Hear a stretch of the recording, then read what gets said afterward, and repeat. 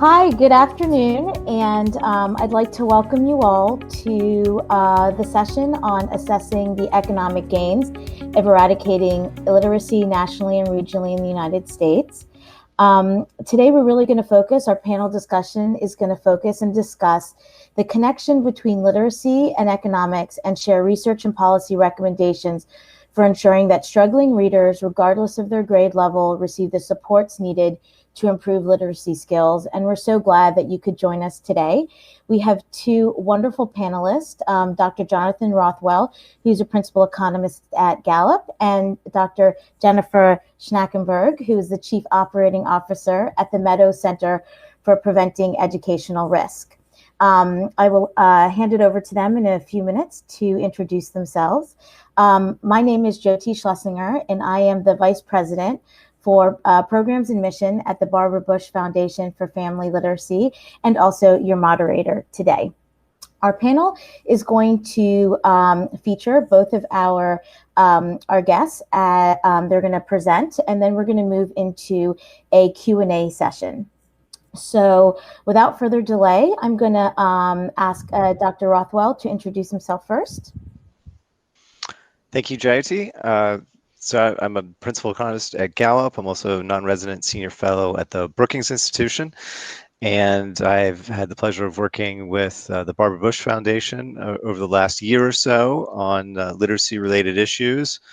I was asked by their president, British Robinson, to quantify the economic gains of literacy.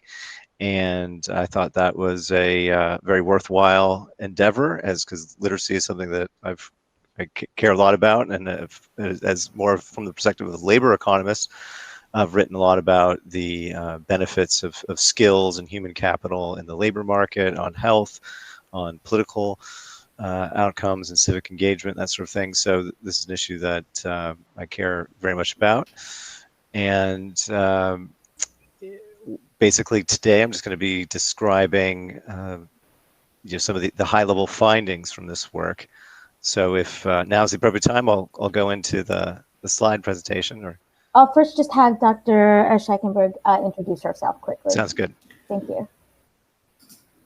Thank you, Jyoti. So I am Jennifer Schnakenberg, and I'm the Chief Operating Officer for the Meadows Center for Preventing Educational Risk at the University of Texas at Austin. In addition to running the center, I also direct large-scale research projects related to elementary and secondary reading, dropout prevention, and behavior across all age and grade levels. I also lead state and federal initiatives related to literacy, and I've done that for 18 years, looking at the use of data-based individualization. And currently I'm the principal investigator for the Meadows Texas Reading Academies through the Texas Education Agency, which includes best practices in the science of teaching reading. So this is a very timely panel, and I appreciate that you've joined us. Thank you. Excellent. Okay, Dr. Rothwell, over to you. Okay, great. I'll just see if I can pull these up. Hopefully everybody can see that. Yep. Okay, great. So this title is The Economic Value of Eradicating Illiteracy, and that's the thought exercise that we're doing today. But to put this in a little more context, from my background as an economist, the idea of that human capital is valuable to the macroeconomy, valuable to economic growth, is something that's very well established in the literature, both in the theoretical literature and in terms of how you account for economic growth and the productivity of nations, but also in efforts to try to explain variation in growth rates across countries over time. Education and literacy are often used as kind of key variables that explain some of the variation in growth and account for the fact that the countries that are currently OECD members are so much richer than the rest of the world. And so I would also say recent work goes even farther than looking at just, say, at levels of education and really tries to quantify the actual skills. And sometimes it's measured through numeracy, sometimes it's measured through literacy, but usually it's using international exams that are administered by organizations like the OECD. And most recently, the OECD has had adults being tested around the world through its PIAC program, which stands for the Program of International Assessment of Adult Competencies. And that database is the basis for the analysis I'm going to present in the United States. And well, to finish that thought, the this paper by Eric Kaniushek and Ludger Wasserman finds that countries that score better on these exams have better economic growth. So the exercise here is to think about what happens if we were to move people who we could consider to be illiterate or have low literacy skills to higher levels of competency. And so to understand the thought exercise, let me first describe a little bit about how PIAC measures literacy levels. So level 0, that goes from level 0 all the way to level 5. Level 0 means that the respondent essentially lacks basic vocabulary and isn't able to read at all and recognize words in whatever language that person is taking the exam in, and typically the exam will be taken in that person's strongest language, that person's native language. And then level 1 involves the demonstration of being able to match at least to understand words and match the word with another expression of their meaning, and to maybe recognize identical texts across that someone may have come across in a paragraph and recognize it in a 5-item multiple choice question.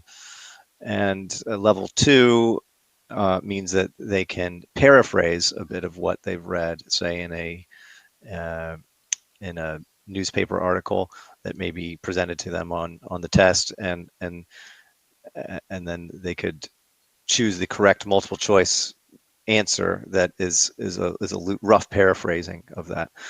But that someone who's at level 2 can't really go further than that. And level 3 and higher is arguably what you really need to be able to be fully engaged in the economy and as a citizen. It requires you to not only be able to paraphrase, but to interpret and infer meaning from texts of various lengths and complexity. And so, as especially think about today's context of the pandemic and understanding new press releases on the vaccine or the importance of social distancing, mask wearing, and other public health compliance measures, one can imagine that not being able to do these things could be a real impediment to someone's health and the safety of their family members and themselves. So with that in mind, how does the U.S. adult population do on this exam is kind of the first order question that we could look at here. And you can see that 54% of the population is below level 3. And so that's quite a large number of people, right, that really aren't able to make those inferences when they come across moderately complex texts and draw the correct conclusions, at least as measured through the PIAC. And when you're at level 0 and 1, it's still a very substantial number at 22%, at functioning at a very low level. So there's certainly work to do in terms of boosting the literacy and competency of the U.S. population. And if you consider the U.S. population in context of the other countries, they're mostly OECD members that have taken the PIAC exam. We don't do fantastically well. We're 17th and 21st out of 29 countries, depending on how you look at it, whether you look at those just below level 3 or below level 2. Some of the countries that perform the best would include Japan, Finland, Netherlands, some of the Scandinavian countries, as well as New Zealand. At the bottom of the list would be countries like Chile, Italy, Greece, Spain, and so we're not too far above where those countries are. And then this literacy has real economic meaning when it comes to people's participation in the labor market and how much money they're able to earn, what kind of jobs they're able to hold. If you look at those who are at level 0 and 1, the average income is just $34,000 a year compared to $73,000 a year for those at level 4 and 5.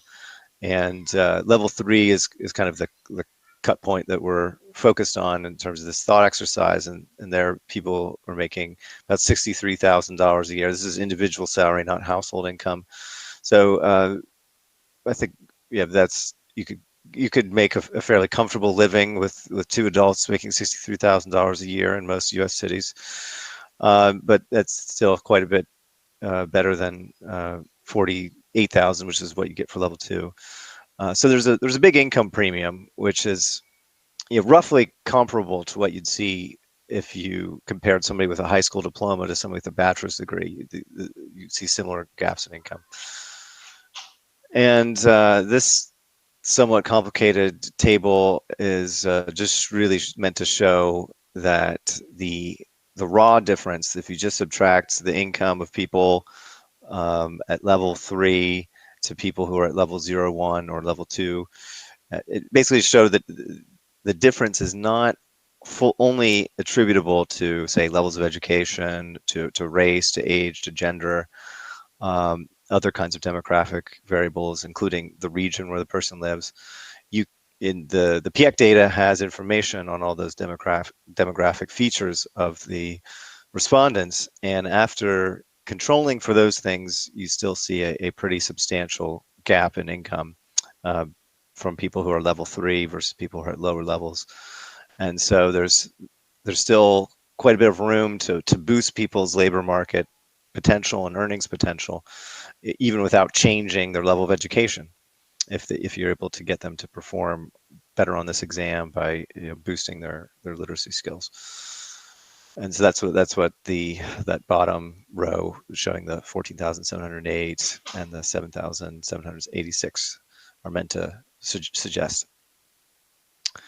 So the kind of final thought exercise is what happens if you moved everyone up to level 3, who's currently below level 3 in the United States.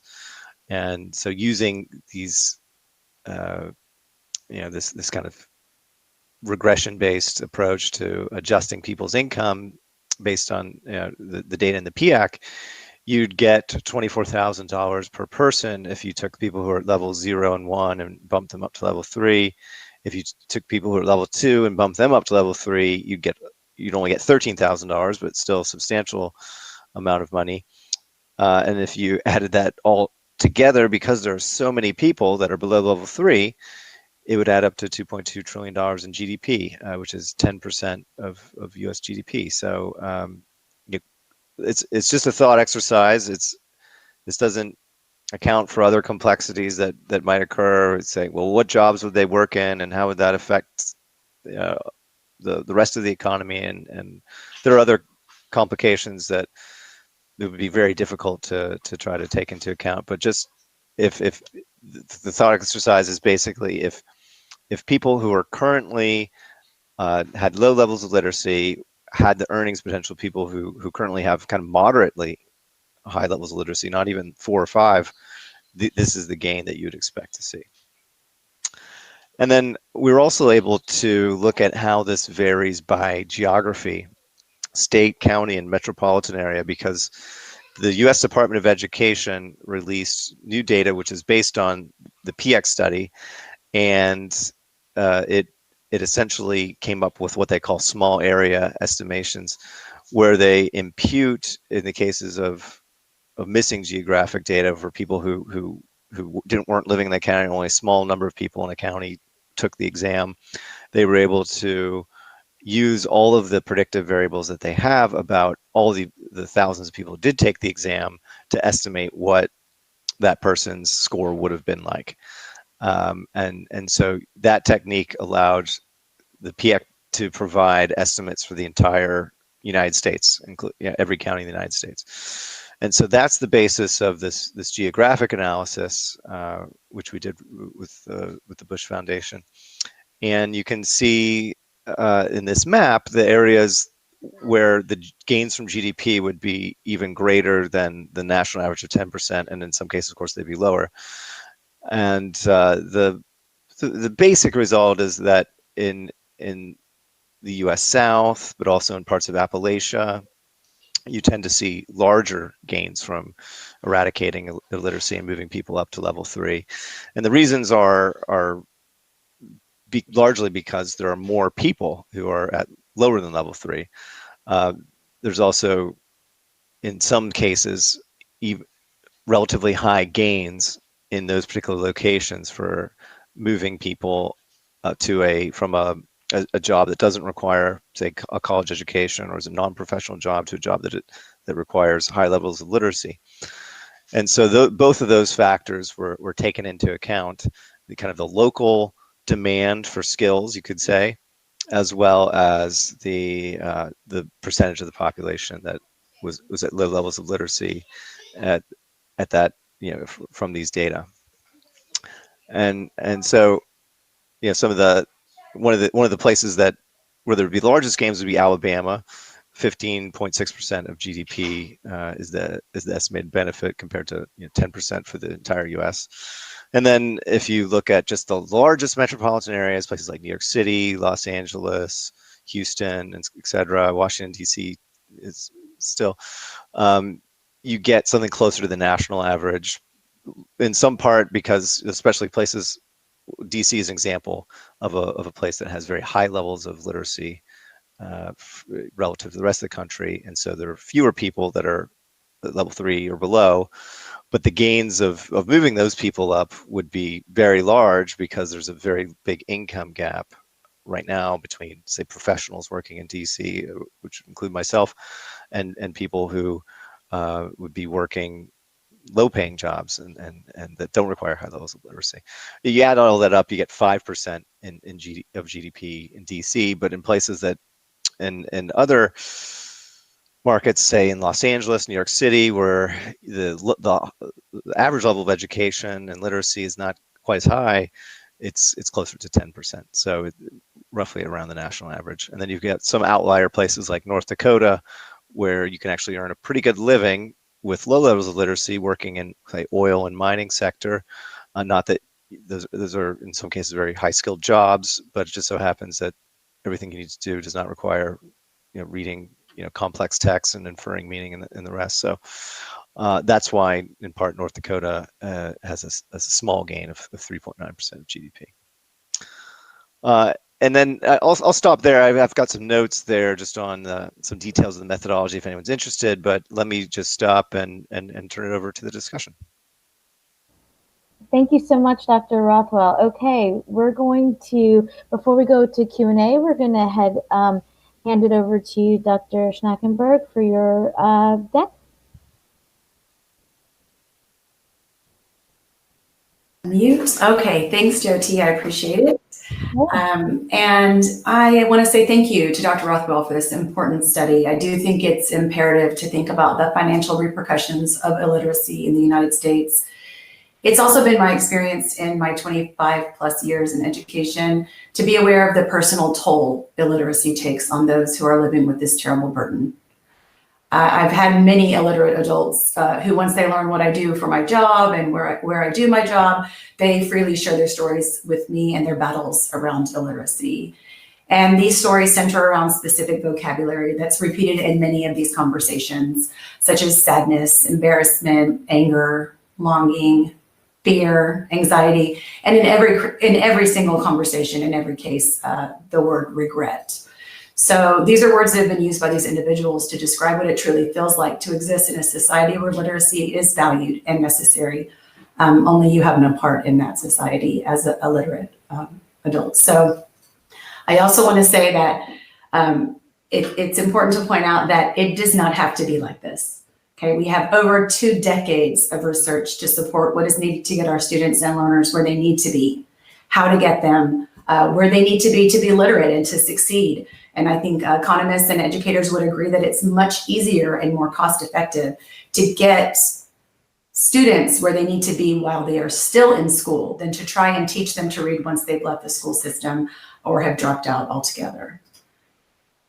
So I'm going to move on to my slide for academic success. And in order to have academic success, every single school must have a system in place for providing intervention for all students who are struggling in literacy. That's just what needs to happen. This does not include students who have been identified. It's not only for students who have been identified as special education with a special learning disability or word reading difficulty. This includes all students who struggle with any components of literacy. Now, when we look at these systems, some states have defined these systems very well. They're very clear, they're very delineated. In fact, in some districts across these states or areas or complexes or parishes or whatever you're calling them, these are also very clear and very delineated. They're in place, the structure is there to support the struggling learners. But in order to see if these systems are working to support these students, you have to titrate down to the campus level.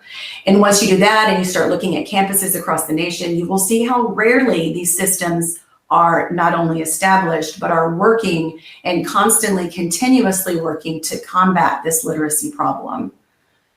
The other important information here is supports must be delivered by high quality individuals on a regular basis.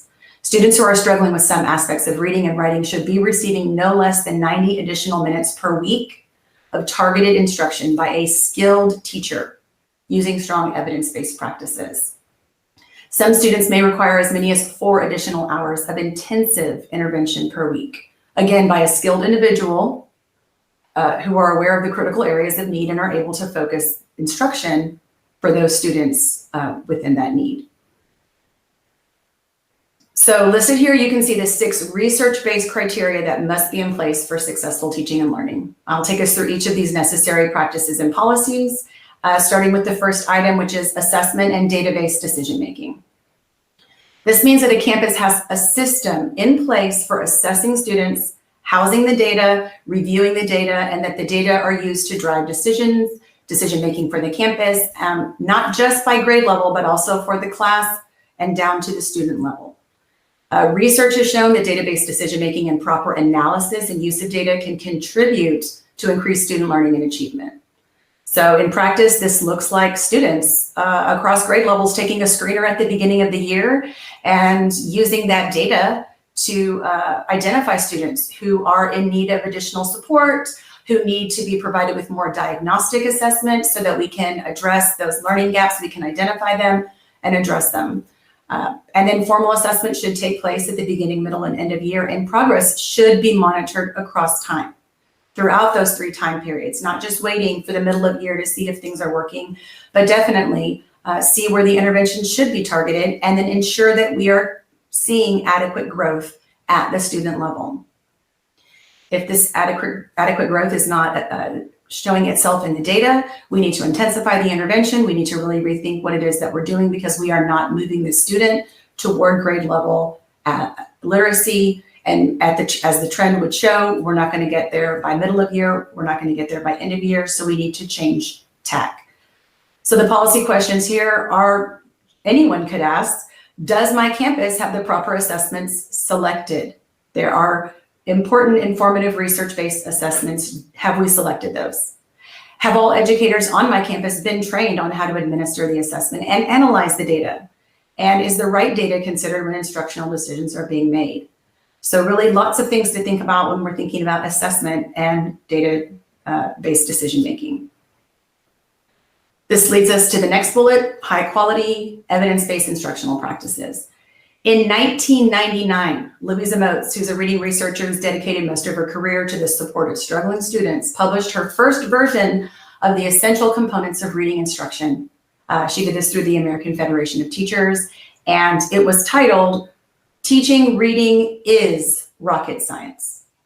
To teach someone to read requires truly a wealth of knowledge and skills, flexibility and competency. So much so that she wrote in her first version, which like I said was in 1999, teaching reading is a job for an expert. So in practice, this looks like skilled individuals across a campus setting with clear instructional goals for their students that align with the curriculum standards. So the state standards or the Common Core state standards, engaging students in direct, systematic, and explicit teaching. And for those of you out there who have been in classrooms, or for those of you who are teachers, you know this is just like, wow, good teaching when you see it. So these teachers accomplish this by using a research-based curriculum that's been adopted and reviewed by the district or the campus. So really here, what we're thinking about for policy questions: does my campus have a research-based curriculum that all students have access to and that aligns with our state standards? Are the teachers trained on the curriculum and on explicit instructional practices? And who supports this instruction as our teachers work to provide it both efficiently and effectively? So those are some good questions to think about related to this bullet. And it's very much worth pointing out that if we had this type of instruction happening throughout all of our campuses across the United States, we would already see a very sharp decline in the number of students who are labeled as struggling readers. So just here, with using data and having strong instructional practices, we would already see a sharp decline in students who are being identified for needing additional intervention, additional support. It's also worth pointing out that Dr. Louisa Moats released another Teaching Reading is Rocket Science in this year, 2020. It's very easy to find. And as her research shows, it still is. So she writes, the demands of competent reading instruction and the training experiences necessary to learn it have been seriously underestimated. I think that is just such an important point that Dr. Moats makes about really the skills and the competencies needed to be a strong educator in the science of teaching reading. So our next bullet is talking about targeted intervention that builds on those instructional practices, right? So the Institute of Education Sciences has created multiple practice guides to support the research behind the systems that we're discussing today across K-12. Again, those are very easy to find. They're just called IES practice guides, and they've been vetted by the What Works Clearinghouse. The recommendations are clear that when there is an intervention system in place, campuses can directly support students with reading difficulties and prevent, yes, prevent future failure in reading. In fact, the recommendation that has the highest rating of strong from the What Works Clearinghouse is the recommendation for intervention that reads, pull it up here, provide intensive systematic instruction on up to 3 foundational reading skills in small groups to students who score below the benchmark score on universal screening. Typically, these groups meet between 3 and 5 times a week for 20 to 40 minutes. So if this system is not in place in the campus that you're thinking of, then this campus is not following the recommendations of the Institute of Education Sciences and the system for support for these students so that they will prevent future reading failure. So in practice, what this looks like in schools is teachers analyzing and using assessment data to determine who will need that intervention support, in addition to the high quality classroom instruction that they are already receiving. So we're not saying we're taking these students out of the classroom and giving them something different. They will still be engaged in that high quality instruction in the classroom with the teacher, and then this is an additional intervention support. The data from the assessments and from the teacher, from the classroom, will help focus on those reading deficits that need attention with the particular learners who have been identified. This research has been recommended, it's been validated, and yet when you visit campuses across the state or the nation, you will see small pockets of evidence that this is actually occurring. In all of the campuses, and it's been many, many thousands of campuses that I visited in my 18 years working at the center, fewer than 10% of those campuses had these interventions in place. And what's more is that for many of them that did have the intervention system in place, and it always looks good, right, that we have this in place, less than half of those had intervention programs that aligned with the curriculum that students needed to be successful in the main classroom setting. And so if you can put yourself in the shoes of a second grader and imagine going from one lesson where you're thinking about all the ways that you can spell the long A sound that says A, and move into another lesson where you're asked to read long E sound words, this can be a challenge for even a non-grade level reader. So imagine how much more daunting it is for a student who's a struggling reader. So be thinking about that alignment when we're talking about the instruction in the classroom and the intervention that students are receiving. And then kind of going back to what was on the previous slide, but I see this so often is that when we are thinking about this intensive or even just targeted intervention that needs to be taking place, I have seen so oftentimes that paraprofessionals are given the task of providing the intervention, and I have to say no. If teaching reading is a job for an expert, then providing intervention for struggling readers is a job for an expert. The policy questions here are the best teachers providing intervention? Does my campus have a research-based intervention curriculum that aligns with grade level curriculum? Are the teachers trained on the intervention curriculum and on explicit instructional practices? And then who supports this intervention instruction as our teachers work to provide it efficiently and effectively? Okay, so now we're going to talk about professional learning, including embedded coaching. All teachers receive what is known as professional development. When I was a teacher, we called it the PD days. They're on the calendar, and you've got to do PD, standing for professional development. That's training on instructional practices, skill-based training, training on the state standards, and other opportunities for growth. Unfortunately, this training is rarely differentiated, and the one-size-fits-all model doesn't work well with students. And hey, guess what? It doesn't work well for teachers either. Instead, teachers and educators should engage in meaningful professional learning that includes job-embedded coaching and support. Jan Hasbrook has done years of work in the field of coaching, and her research, along with others, shows strong benefits for specialized literacy professionals working in schools to improve instructional practices around literacy. One important role of the specialized literacy coach is working to improve classroom instruction by supporting teacher learning. And in practice, what this looks like is a teacher attending a relevant training, either from or with the coach, and then working to plan how the support will look in follow-up sessions. So from the coach modeling, coming into the classroom and modeling for me as a teacher, or to coming into the classroom and observing me implementing that instructional practice that I learned in my professional learning session. And then providing other opportunities for me for collaboration and follow-up. So that's what that would look like in practice. And I say relevant because the literacy achievement data from that teacher's students, as well as data gathered during observations of what that teacher is teaching, during reading and writing, can help make strong decisions on which learning session would best meet that teacher's needs or would be best for that teacher, and thinking what's going to happen when the teacher goes back into the classroom. So other important research to take into consideration is that of Joyce and Showers that shows that when teachers attend a professional development session, even if there is practice and feedback during the session, that skill is only implemented in practice in the classroom 5% of the time. However, when coaching occurs with the teacher in the classroom with that skill learned during the professional learning, it is implemented 95% of the time. So I think we can agree that professional learning with embedded coaching is important. So what are some policy questions here? Does my campus have a specialized coach to support literacy instruction with all teachers? Are the professional learning opportunities tied into relevant data so that all teachers on my campus can improve their areas of need?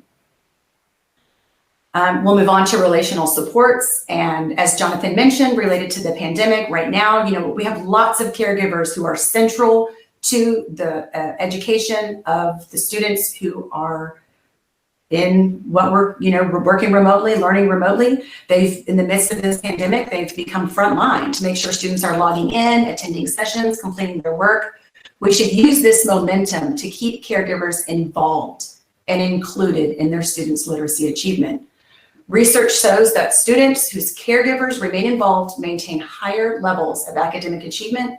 They develop more realistic plans for their futures and are more likely to graduate from high school. So in practice, what this looks like is having open and effective lines of communication with families and caregivers and working consistently and continuously to improve that communication and that collaboration. I can't tell you how many parents I've spoken with who feel angst and coming onto campus because of their learning, their educational experiences were not positive ones. So making sure that we can reach out and that we can bring them onto campus when that's something that can happen again, but that we keep communicating with them and that we keep them involved. Policy questions to ask. Do we have open lines of communication at our campus for all families and caregivers? Is the communication accessible to all caregivers? So that's making sure that it's in multiple languages to support being able to access that. And how can we more widely disseminate this information to all caregivers? Okay, so the last item on my slide here is post-secondary teacher preparation. And it's imperative that all teacher preparation programs include courses on how to teach reading. From my own experience, I did not learn how to teach reading to my students, even when I was working on my master's in teaching. We did plenty of literature studies, book walks, but the complexity of teaching a non-reader to become a reader and the steps that, to that end were never in my curriculum. I have been absent from the curriculum of many college and university teacher preparation programs for years. Now, the good news here is that we sort of see a shift in the teacher preparation programs at colleges and universities that highlight the importance of the science of teaching reading. This shift must also occur, though, with other teacher certification programs, so including alternative certification programs and private institutions. So let's see, the systems that I discussed at the beginning and this system of thinking about instruction and intervention also need to be a part of this teacher preparation curriculum. So the policy question here is, have the teachers on my campus been trained on how to teach reading within a system of support for all learners? If the answer is no, then we need to get, look into that job embedded coaching option and get these teachers trained up immediately. I also think I have a little bit of time because I want to take a moment to talk about a research project that I had the fortune of working on during my time at the center, where we had these policies and practices in place because, well, that's the way the study was designed and delivered. And sometimes when you are doing a research project, you can do things the way that you know they need to be done. So we did intervention with students in 9th and 10th grade. And yes, 9th and 10th grade, meaning secondary students, are eligible for and should be receiving these interventions. And we worked with them in a behavior dropout prevention intervention as well as a reading intervention. And it was a randomized controlled trial. So students were, we had a control group and students were either in the reading intervention, the dropout prevention intervention, or both. As my job project director, I managed the project, but I also did a lot of the job embedded coaching that I was speaking about in the classrooms for the literacy instruction. And one day, thank goodness, I happened to be in one of my favorite classrooms, even though we're not supposed to have favorites. And this student, this young man named William, stood up and walked out of the room during their 10 minutes of silent reading, which was very uncharacteristic and also not allowed. So I had the interventionist go out into the hallway and catch up with him and talk with him while I kept the rest of the students reading and then got them onto their next task. And about 10 minutes later, they came back into the room and he went straight to his group, started working. And the teacher came over, the interventionist came over to me and I said, is everything okay? And she said, yeah, he had to leave the room because he was crying. And I was like, oh, I totally get that. A 10th grade, boy, girl, it doesn't matter. I don't think you want to have your peers see you crying in 10th grade.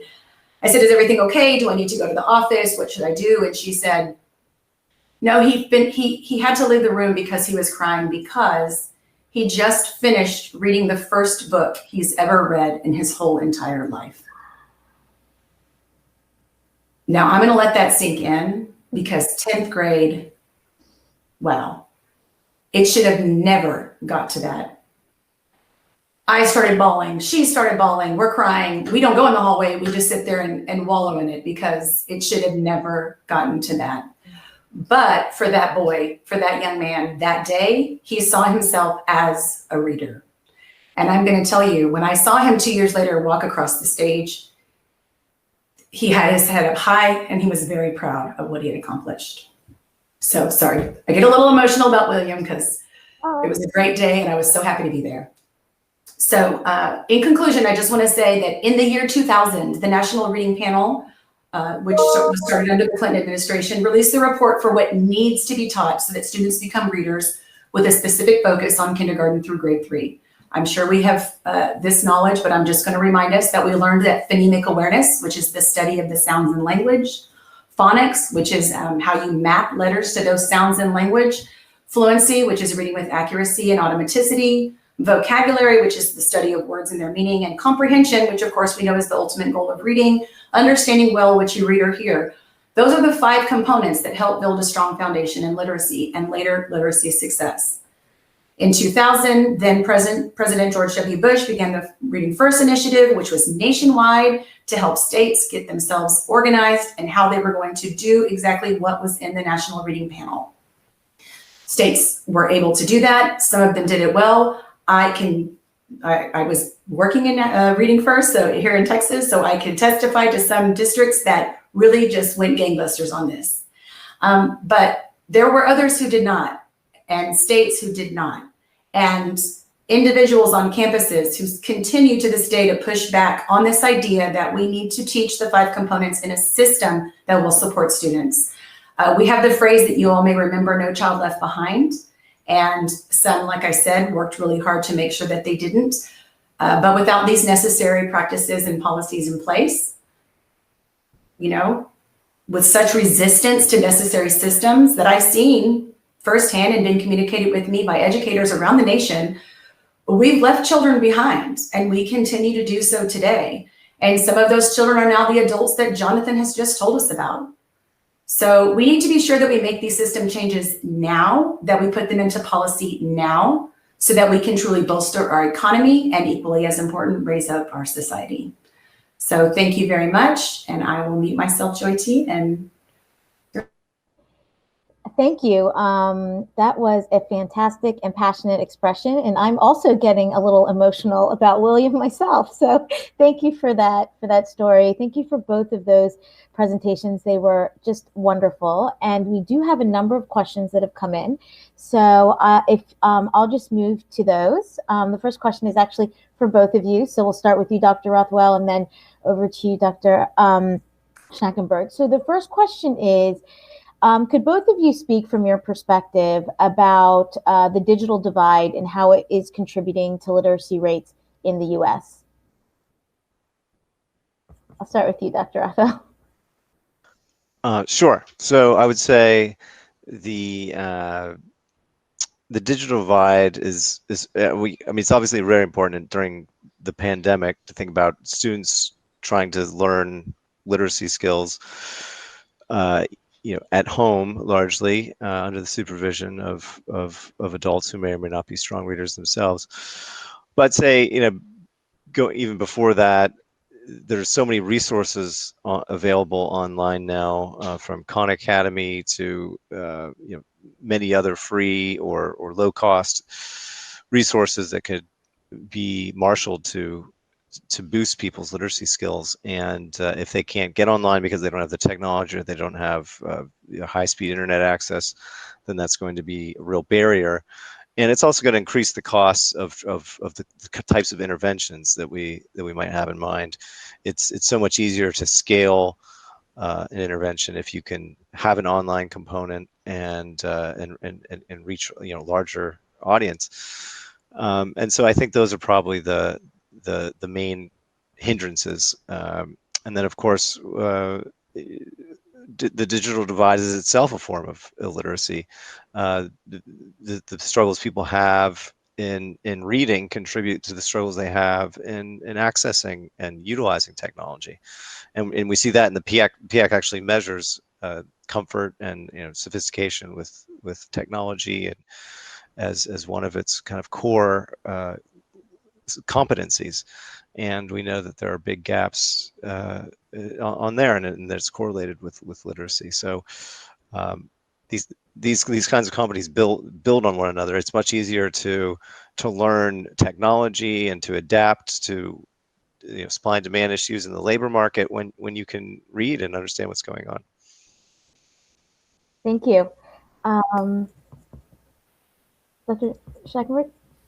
Sure. So I do know that there was a kind of a very quick try to get things out to students so that they can do online learning. And some places were very successful, starting March 13th, and others were not as successful.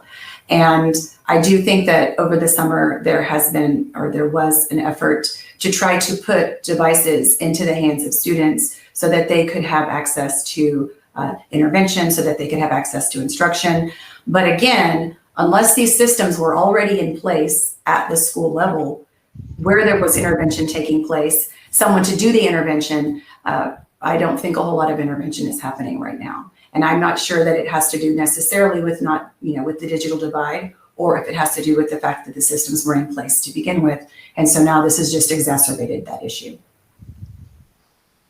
Okay, thank you. All right, on to the next question again for both of you.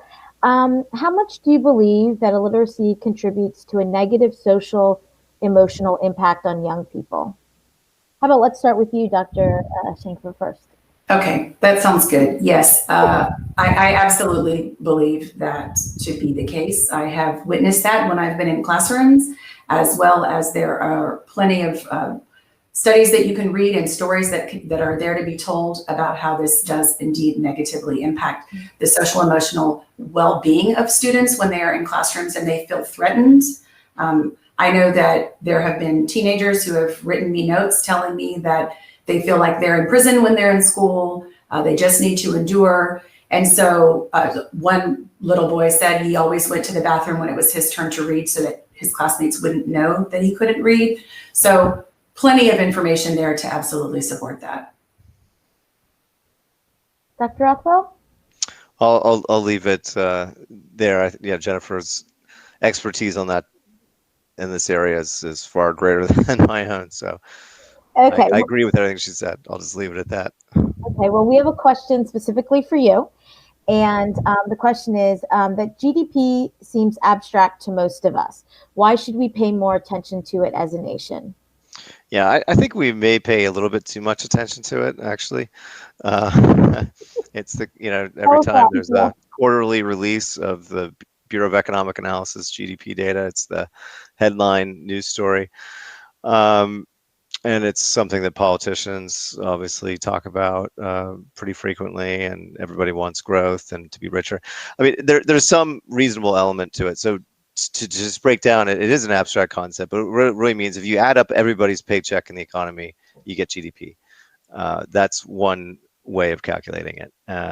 And so it's relevant because we want to be, and it's adjusts for inflation and living standards. So it's meant if GDP goes up even after inflation, then it means our living standards have gone up. At least if GDP per capita for the average person. But then there are all these other complications about the fact that inequality is also rising. So and then there's the issue of, well, is there a lot more to life than just money and purchasing power? And of course there is. And so some countries are using things like well-being, and Gallup is a leader in using subjective well-being measures and health measures as alternatives to GDP. But when it comes down to this study, we wanted to try to translate the massive gains of eradicating illiteracy into numbers that are the currency of politics, and GDP is part of the currency of politics. So we've got the individual data where you could expect a $24,000 increase in your salary if you move from the lowest level to kind of a mid-tier level. And I think a lot of people will say, well, that'd be great, especially people that are earning low salaries today. Who wouldn't want a $24,000 increase? And so from that perspective, the GDP and income numbers, I think, are relevant to just help us think through from another perspective the importance of everything that Jennifer is saying, that everything that the Barbara Bush Foundation has been championing for decades. Thank you. Great response. Jennifer, a question for you. So now more than ever, states and districts may point to the lack of funding, especially on the heels of this pandemic. What advice would you give to states that need to train teachers in the science of reading? So that is a really great question. And I think that there are lots of opportunities. Jonathan kind of mentioned this earlier, that now that we have this ability to do so many things online. I mean, you're hosting this wonderful conference online, and thinking about all of the online training that could be made readily available, and making sure that it is not just a training that happens, but that you have to back up and really think about what you need to put in place first, so that the system will be supported when the training happens, and then who will be supporting those teachers when that does roll out. And so that's why I actually mentioned that the science of teaching reading is becoming, a little bit more in the forefront of lots of curriculum at universities and colleges, and even across certain states. That is really a focus where they're putting a lot of money and time and effort into the science of teaching reading for the early grades, as they should, right? So we want to get students teaching, or get students reading by the time they're, certainly by the time they're out of second grade, but as they're in first grade, that's really where, we should be putting our best teachers and making sure that we're really getting a lot of literacy and a lot of intervention as needed into those classrooms. So I think I didn't really answer the question, so let me just try one more time by saying, I think by planning out the system at the state level is great, but I think also getting voices from the bottom up is what needs to happen, so that the system is not just something that's put down onto districts or onto campuses, but that they have a voice in what that looks like and how that training could possibly be rolled out to support them. Okay, great. Okay, so a little bit piggybacking on that question, is what can policymakers do to encourage more colleges and universities to incorporate more science or reading instruction in their teacher prep programs? Well, I think one of the things that's happened recently is all of the results being posted as to how students are doing when they get out of university and out of college and get into the field, and the feedback that they've given on the preparedness of them going into the field of education. Being able to say 0, I've never taken a class that had anything to do with that, and looking at that, which I know was done in 2010, and that would be worthwhile to do again, is that are these courses even available, or are they mandated, so that if you are going to be a teacher in early elementary or even in later elementary, you need to take these certain set of courses so that you are able to know how to not only identify, but then also support struggling readers at the areas in which they need support. Okay, great. And Dr. Rothwell, so how could state budgeters or economic forecasters use the economic impact data in your research to drive better state actions on literacy? Ooh, interesting. Yeah, that's a tough one. I wouldn't go so far as to put these kind of numbers in a forecast per se, but in terms of all budgets are political documents that require some justification for how you're going to allocate resources, and if one of the arguments against boosting literacy and against whether it's adult literacy programs or the kinds of interventions that Jennifer's been describing that could be done at early levels of education is that they're costly. All the kinds of things that Jennifer's describing are not being, I think you said they're only being done 10% of campuses.